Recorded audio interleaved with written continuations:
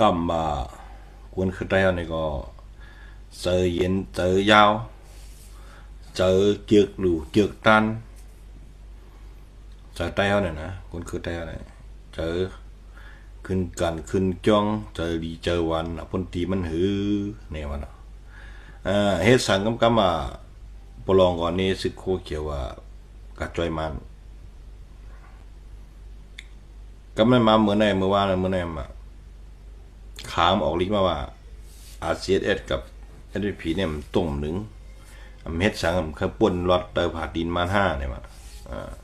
ให้จำตึกมันเนี่ยมาตึกกันตะวันดังเมืองเนี่ยมาปืนออกลิกเมื่อไหร่เนี่ยดังดีว่าเขามาอยู่ในแผ่นดินเมืองไต้ไต้เขาเนี่ยมันจะรีหนาหือเนี่ยกำมาเขามาเก็บอ้วนในรังคือมาเก็บศึกในรังคือตั้งปอหอกก็มันไอ้กำปลองอยู่วันปลองมาอุบก็ปลองเก็บจังลาเซียวก็กลางเก็บมึงกุดจะได้ก็ปลองเก็บว่าอุบก็แล้วก็เก็บโอปังหลงจะนี่ก็เก็บเนาะอันเก็บได้เขาก็ว่าก้อยก็ว่าเฮ็ดสังปมีคนเมืองไต้เขาเนี่ยไปกลับให้เขาเนี่ยเฮ็ดสังเผอมาในเมืองไต้เขาก็มาเฮ็ดสังหังจึกคือไต้กวนคือไต้เขาก็ตับซึกเขาเนี่ยกวนคือกวนหลวงไต้เขาเนี่ยเขามีกองมีเหียนก็เขาเก็ดเคกันเป็นหลายห้าคนเมืองไต้เขาพี่น้องจึกคือเขาเปิ้นมาเปี้ยกินเอาตายดูลายจึกคือไต้เนี่ยตายก็ตายหลายเขาหูจักเจ็บจักเสียบางทีในกวนเมืองบ่อะไรกับเปี้ยนี่กังใจกวยนะการต่างซึกก็เย็นฉีมาตักเสียงพัดว่าสังมันเป็นสังเขาคำป่องเจอได้ลองคอเนี่ยเขามีซึกถึงซ้ำเขาสำเก็ดเขียนเป็นคนเมืองเขาซึกก็ซึกไต้เขาขึ้นมาเขาเป็นซึกไต้ในเฮ็ดสังหลาหนึ่งต้องเก็ดเขียนแผ่นดินบ้านเมืองสองเฮกปังของคนเมืองไต้นี่เดือดเจอคือปกป้องไอ้เฮกกังวันศาสนาเขานำลินหินผาเขาหัวเงินหัวคำดินอยู่ในเมืองไต้ป่าไม้ป่าเถื่อนต้นไม้ต้นตอก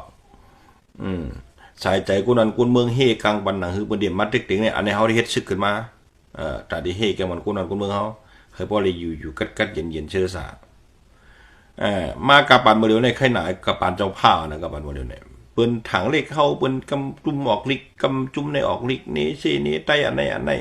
ว่าไต้เป็นจังไหนกำหลอนปลองกับยอบไต้ทุบปอไว้ก็แล้วนี่กำเฮ็ดกำซึกไต้กำยาขึ้นกาปอดเตี้ยว่าในกำเฮากันซ้ำขึ้นมาห้ำมันก็ในยืนขึ้นในต่างเนื้อเลี้ยงกำยอบเลยกองอะไรยอบเลยคู่ไอ้ต่างเนื้อเลี้ยง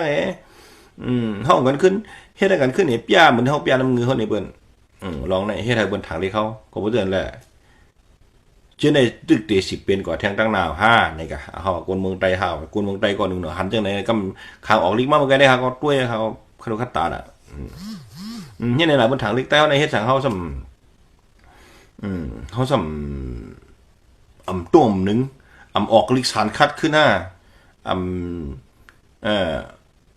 มาลาดเหนือเลี้ยงหรือสั่งตอบขึ้น5มาเก็บซึกอันนี้ใน5ในวันในวิ่งเฮาในเฮียงในนาทีเฮาไต้เฮาคนคือไต้เฮาในเพิ่นเก็บกะเฮียงเฮาสุ่มเก็บคนคือสูนี่ลัดพัดตักสิงอันนี้เป็นรองนาทีกูหลวงไต้เฮากูจุ่ม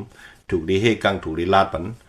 คนเมืองเฮาในปลายเพก็ย้อนเบอร์จังไหนฮะอันเขาปอนกันป้ายกูขึ้นเฮ็ดชื่อเนี่ยย้อนเบอร์เฮาเฮ็ดนาทีชึกไต้เฮ็ดนาทีชึกไต้แต่ที่เฮกังมันคนเมืองเฮาเป็นจังไหนกวนคือไต้เฮ็ดนาทีเก็ดเขียนเป็นคนเมืองไต้ถึงเดี๋ยวเลยเป็นจังไหนเขาขำจะมาซีนี่ไต้อันนี้ค่าก็ค่าปันตั้งหันถึงร้องเนี่ยสูจะเป็นกุ้นหลวงในหลวงไรวนค่ะร้องเนี่ยมาสูงค่ะ